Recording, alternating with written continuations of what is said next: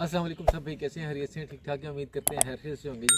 आज एक अरसे के बाद जो है वीडियो आ रही है, बस कुछ मसरूफियात इस तरह की हो गई हैं। मैंने कहा चलें दोस्तों के साथ सलाम कर लेते हैं, साथ कोई बातचीत कर लेते हैं। आज एक दोस्त की मेरे की कॉल आई, बल्कि कॉल तो वो काफ़ी अफ्तारियत से मेरे साथ रब्ते में है। दोस्त को इस तरह से है, यूट्यूब का ही फॉलोअर था, यूट्यूब पे ही फॉलो किया था उसने, वैसे ही रब्ता हुआ, उससे बातचीत हुई तो फिर दोस्त बन गया। अब उसके बाद उसके साथ रब्ता शुरू हो गया। तो अभी कुछ दिन पहले उसका फ़ोन आया, उसने कहा मैं ना आ रहा हूँ इस्तांबुल।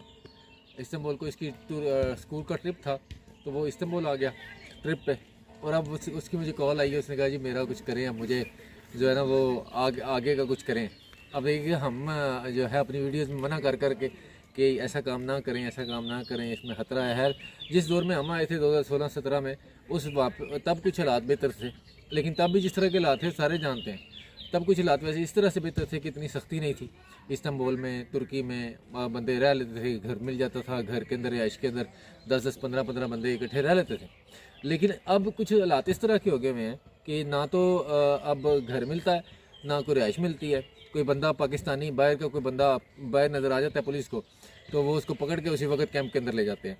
कैंप के अंदर पकड़ के उसको डिपोर्ट कर देते हैं, और फ़ौरन डिपोर्ट उसको वहाँ पे रख लेते हैं कैंप में। और कैंप में रखने के बाद उसको 2-3 महीने 4 महीने उसको अपने पास रखते हैं, उसको खजल करते हैं सही तरीके से, उसके बाद उसको रिपोर्ट करते हैं। और वो भी उसको कहते हैं आईडी कार्ड अपना मंगवाओ।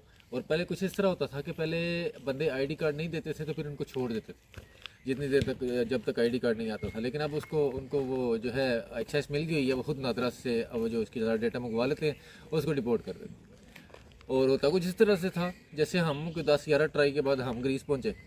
और हम ग्रीस में जब इथेंस पहुंच गए, इथेंस जाके वो स्टे ले लिया। और लेकिन अब इथेंस में आप जो बंदा पहुंच भी जाता है वहाँ से भी रिपोर्ट कर देते हैं। और वहाँ से पकड़ के उन्होंने काफ़ी सारे बंदे घरों में छापे मार के, और काम पे जहाँ पे उनको पता था ज़मींदारी का काम बंदे करते हैं, वहाँ पे छापे मार के उन्होंने बंदों को डिपोर्ट किया। और उसके बाद जब आगे के लात पे आ जाएं, आगे फिर ये था कि सर्बिया, मैकेडोनिया जाना मुश्किल था, लेकिन फिर भी वहाँ पे बंदा पहुँच जाता था और वहाँ पे कैंप शैम्प मिल जाता था। कैंप का चक्कर कहीं पे भी नहीं है, सारे सब कुछ खुद करना है। जहाँ पे पहुँच जाना है वहाँ पे खुद करना है, खर्चा खुद करना है, और खाने पीने का खुद करना है, रहने का खुद करना है। और ज़ाहिर बात है काम तो होता नहीं बंदे के पास, तो कैसे वो सारे एक्सपेंसेस मैनेज होंगे। और सख्ती इतनी ज़्यादा हो गई है कि वो इतना मारते हैं, जब तुर्की के अंदर आप एंटर होते हैं तो इतना मारते हैं आपको कि बंदे का गेंद बना देते हैं। यूनान में जब बंदा एंटर होता है तो वहाँ पे अगर पकड़े जाएँ, जब हम आए थे तब सख्ती थी, लेकिन इतने बुरे हालात नहीं थे, क्योंकि अब बंदे यहाँ पे बहुत ज़्यादा हो गए हैं, बंदों की गुंजाइश ही कोई नहीं, इसलिए उन्होंने बहुत ज़्यादा सख्ती कर दी है। और हम जब आए थे इस्तांबुल, खैर हम इस तरह की बात हम करें तो लोग कहते हैं कि क्यों आप इस तरह की बात करते हैं, खुद तो आप सारा कुछ करके गए हैं। लेकिन मेरे भाई, जब इसलिए कि मैं किसी को मना करने वाला कौन होता हूँ या हम किसी को रोकने वाले कौन होते हैं। उसमें यह है कि जब हम आए थे जिस दौर में, आज से 4-5-6 साल पीछे चले जाएं, तो तब हालात कुछ इस तरह के थे कि तब आराम से काम भी मिल जाता था, बंदे हफ्ता 2 काम करते थे, पैसे इकट्ठे करते थे और फिर डंकी भी चले जाते थे। और अब तो ना काम मिलता है, जहाँ पे बंदे जो मजबूर हैं, जो नहीं जा पा रहे, जो उनका दाद नहीं लग रहा आगे का, वो वहाँ पे फैक्ट्री में जॉब करते हैं और वहाँ पे ही रहते हैं, बाहर नहीं निकल सकते, बाहर निकल नहीं सकते। कोई पाकिस्तानी होटल थे जो खुले हुए थे, जो कि ये बाहर के बंदे हम खाते थे, खाना पीना करते थे वहाँ से, खाते लगे हुए थे महीने के महीने। अब वो पाकिस्तानी होटल भी सारे बंद हो गए और बस ये हालात चल रहे हैं जी। इसकी ताज़ा तरीन जो सूरत हाल है वही है। तो लिहाजा उसमें ये है कि ना अपने पैसे ज़ाया करें, ना अपना टाइम ज़ाया करें, ना अपने अम्मी अब्बू को परेशान करें। क्योंकि अगर आप वो एजेंट लोग जो होते हैं, इन लोगों का काम होता है कि ये बंदे को कहते हैं कि नहीं कोई मसला नहीं, इस तरह हो जाएगा। इनको खुद नहीं पता होता कि ये पहुँचना है कि नहीं पहुँचना है। उनका दाल लग गया तो उनको पैसे आ जाएंगे, ना लगा तो बंदा मर जाएगा। उनका ना अपना को मरना, ना उनको फ़र्क पड़ना। तो लिहाजा इसमें एहतियात करें, क्योंकि ज़िंदगी बड़ी कीमती होती है। और ये रास्ता जो है, हाँ लीगल तरीके से आप कोशिश करें।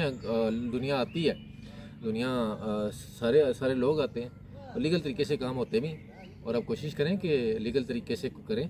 अच्छे तुर्की लीगल वीज़े मिल रहे हैं, तुर्की के सऊदीया का वीज़ा मिल जाता है, दुबई का वीज़ा मिल जाता है, साउथ अफ्रीका का वीज़ा मिल जाता है, यूरोप का भी मिल जाता है, अमेरिका का भी मिल जाता है।